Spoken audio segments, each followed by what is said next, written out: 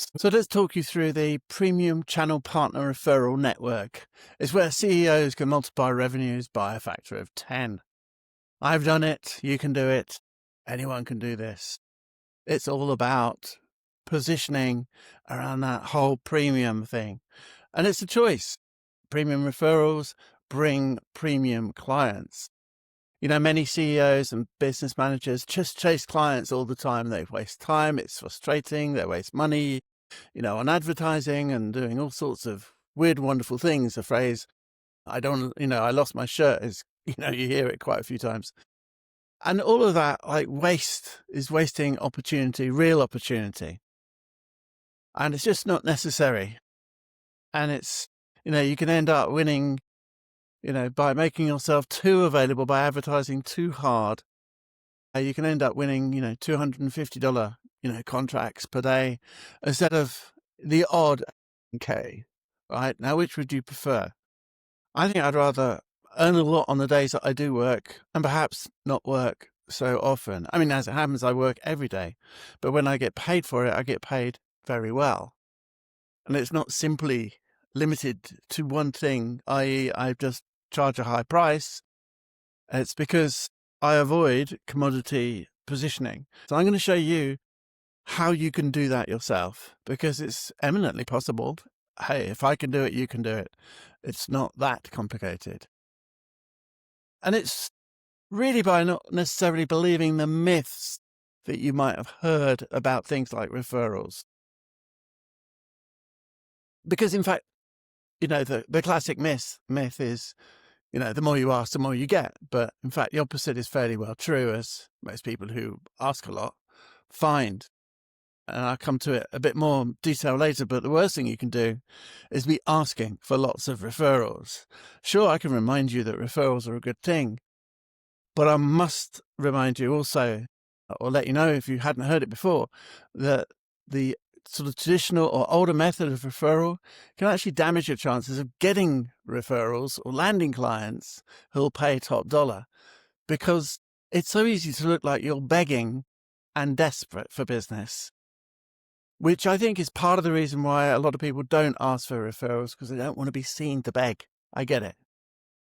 But you don't have to if you just think about it the way I'm going to try and help you think differently about referrals. So the key difference here, and the key difference between commodity and premium, think watches,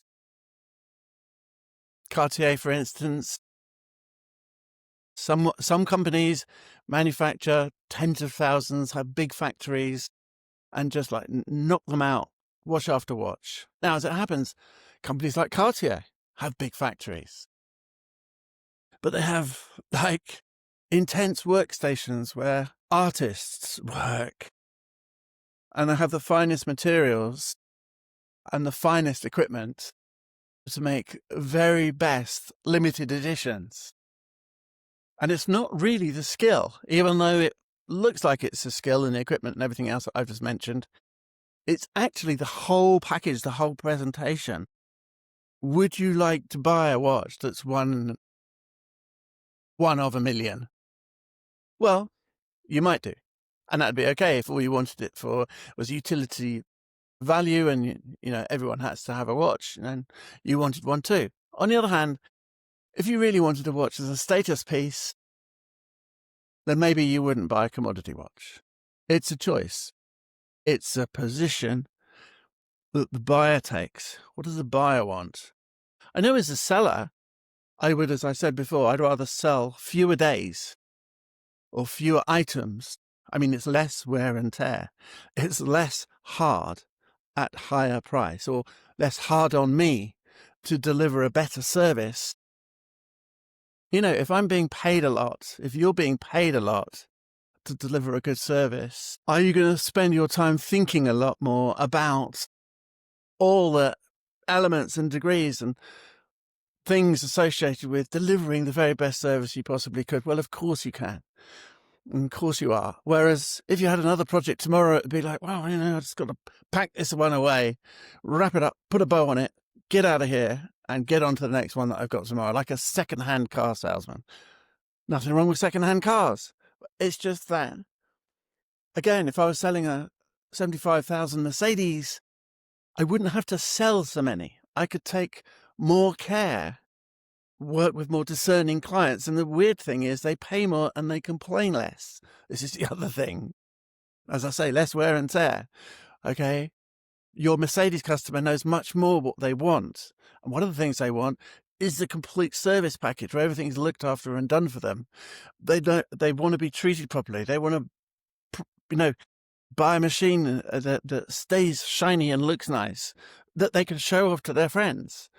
Whereas a beaten up, Ford Focus gets you from A to B, but perhaps they're less interested in showing it off to their friends. Just saying, people have that choice. Cartier, I mentioned it a minute ago, maintains premium status by producing limited editions, not mass market. That just makes the point there. And you face the same choice. Mass market is commodity pricing, or you have a limited availability, premium positioning, premium pricing. Now, a lot of people, by dint of their service and business that they're in, perhaps don't realize that premium pricing applies to them because they are not a commodity. I mean, there's a clue. If you've only got a certain amount of time in a day and a certain amount of days, and you've got very, strong expertise in a given subject, what you do is potentially premium product, premium service, obviously, if you could find the customers. So, as I say here, whether you're a CISO, consultant, service provider, there's only one of you. Limited availability straight away. Premium paying clients are out there, and they, by the way, are waiting for the right person because they are discerning clients. So I run a thing called Star Referrer. I created it. And it's a framework that I developed over the last 30, 40 years. I didn't necessarily know that I was developing that framework at the time throughout every day of those 40 years. My several businesses that I've run, I've been a serial entrepreneur, have started because of referrals, because of introductions, because of partners making a suggestion that I hadn't thought of, and me effectively saying, yeah, I could do that. And it took me ages before I realized, hey, I should bottle this because this is pretty good. It keeps on landing me these huge lucrative contracts that are really fun to do, and I get paid well. So yeah, I started thinking more and more about it. And eventually I came up with this process, which I now call Star Referrer Framework. And at the very beginning, I realized, or fairly early on, you don't get the referrals that you really want if you ask for them. And in fact, the more you ask them, as I touched earlier, the more likely you won't get them, right? Because it can look like you're begging for them. You position yourself as needy, which is just the wrong thing to do. You really want someone else to position you as expert, okay? So we begin there by not asking. Number 2, we begin 3 clarity statements. Now, this is about clarifying your value. It's a fairly easy exercise. It's just 3 statements. We can complicate it. We can make more, but at least the 3. And then the third part of this framework is we make the referral sources, the people that we would like to refer us, we focus on making them look good. Because the better we make them feel, the more disposed they will feel about us, the happier they will be about us, the more that they'll like us. The worst thing is, and I've been in this situation, it's pretty bad, where my company is working for another person and someone else, a third party, comes along and says to the other person, who would you recommend to do the kind of work that my company does? And then my client doesn't mention anybody. Good question. Now, there's one of 3 things going on there. 1, he's daft and he's forgotten what he's doing. I doubt it. 2, he doesn't want to give away his best secret. That has happened a few times for sure. And 3rd, he likes you as a supplier, but he doesn't really like you that much. He can't honestly put his name behind it, and say, yeah, you should go talk to David. Or possibly a fourth and worse outcome altogether is he says, go and see David, but, be careful about his pricing, or be careful about his quality, be careful about his timing, gives a caveat, right? And straight away, the third party looking for a referral is in the back of their head going, thank you very much. Useful information. I won't go and talk to David. Right. That's not what you want. Okay. So you've really got no choice. You've got to make your referral sources look good. And this is beyond simply just delivering good service, which is what most people think is all you need to do. Delivering good service is the absolute minimum of what people expect. If they've hired you to do something, it's because they expect you to deliver it. That's it. And when they pay you, that is your reward. That is the price that you agreed. They don't need to do extras. They don't owe you a favor for doing a good job. That's the minimum expectation. But when you make your customers or your referral sources look good, okay, it 10x, it multiplies your referrals. It creates a stream of business because you start applying this process to everyone that then subsequently becomes a customer, and it just grows and it grows and it grows and it grows. Big, big, big. So 4, one of the biggest questions I get, how long does it take? I haven't got that much time. I appreciate that. Especially people who are experts at delivery, especially someone who's a CISO or a consultant who's busy working on client work. Right, client work takes priority, especially if you're already in a premium position and you're already charging good money for what you do. Great, you've got the positioning. Now you just need to use it to acquire new customers. So how long does this process take? Well, I have a system, the Star Referrer system is one where you don't need to spend more than 30 minutes a week, but you must spend at least 30 minutes a week because that's all it takes to systemize premium referrals. And I think what you'll find is when you've made it work, when you see the results coming in, you might just finding extra time to do a little bit more, add a little bit more to it. And of course, the more weeks you give it, you'll actually become more familiar with it. You'll become faster. You'll be able to do more in the same amount of time. Okay. But this is one of those things that is not necessarily a big time suck. We're not going to go out into the market and just, as I said, we're not going to ask for referrals. So in the first place, there's no struggle about who do we contact. It's just not difficult. It's going to start with people, perhaps even existing customers whom you already know, okay? Because remember, we're going to make a star of the people that we know first to make them really disposed and very happy to introduce you to others and to make referrals. And there's all sorts of referrals that they can give, not just here's a new account.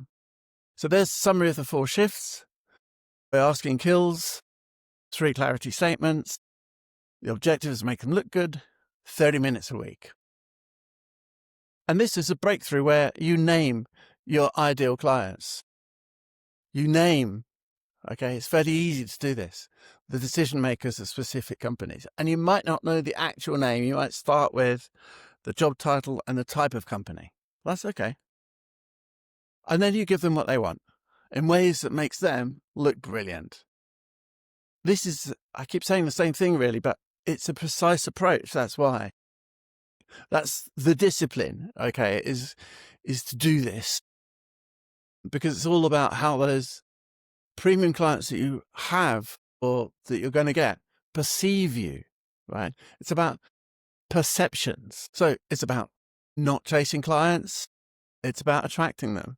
It's about creating a magnetism, authority, reputation, being authentic, okay? So premium positioning establishes premium pricing through strategic referrals. This is the key. It's for CEOs. It's for CISOs, consultants, dare I say it, salespeople, service providers, any person who demands premium pricing, premium positioning, who wants to look good to the market, but for real, not just like bragging about it, not trying to be an influencer. That'll come. That's part of it. But you're in control, right? Anyway, what I'd like to do right now is invite you to a webinar, exclusive webinar on this exclusive subject. And we're going to cover just these 4 shifts exclusively, right? So we're not going to stray. We're going to limit our conversation to 40 minutes. I've already covered some of it in this presentation. We're going to talk through how to position yourself as a premium provider, the exact clarity statements you're going to prepare, how to make referral sources your advocates, how to make them love you, and we're going to talk through a 30-minute weekly system that you can implement. So there's 2 paths. You can fundamentally carry on doing what you're doing, which in most cases is nothing. Or if you are working hard to win new business, if you're currently out of work, well, you could be chasing, accepting low rates, competing on price because you don't know why, but you're just not getting the business that you expect.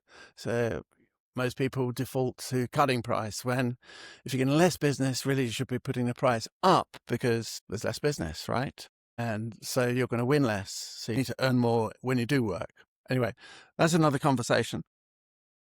The objective is to attract premium clients, which is the clients that do pay more, command top rates, pay more, and be the obvious choice, be the number one. You really want to be in a position, and you will find yourself in a position if you follow this process, where your customers aren't talking to anybody else, which gives you the ultimate flexibility. Now, when I talk about premium rates, I'm not simply talking about being expensive deliberately. I'm not talking about adding a 0, right, to your rate, okay, or multiplying it by 6 for the kind of hell of it. It's not a random calculation. What it is, we're adding premium value to what you're doing. So you're charging a realistic price for a realistic service that's based on value, okay? So when you're talking to premium customers, think the Mercedes buyer, all right, who's not spending $500 on a Mercedes, are spending $57,000, $65,000, $76,000, pounds, whatever, on a major car. And they're buying it because they're expecting it to last for the next 5 years without needing a new drive shaft, without having to worry about maintenance, with the car always going to look good. And maybe they only want to keep it 3 years, right? Whatever it is, so they can sell it again and get some of their value back, okay? It's just the whole thing here is a value equation, right? They're not buying a $500 car that is obviously broken, right?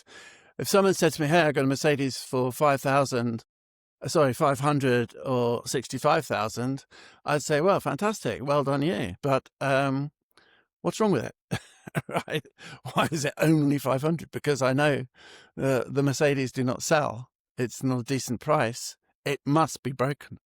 Right? That's the kind of, whereas on the other hand, the mind shift here is, well, if you're spending 76,000 on a Mercedes, that's the kind of person you are. You're the kind of person that buys a car that's going to be solid. It's going to go the distance. It's going to look good.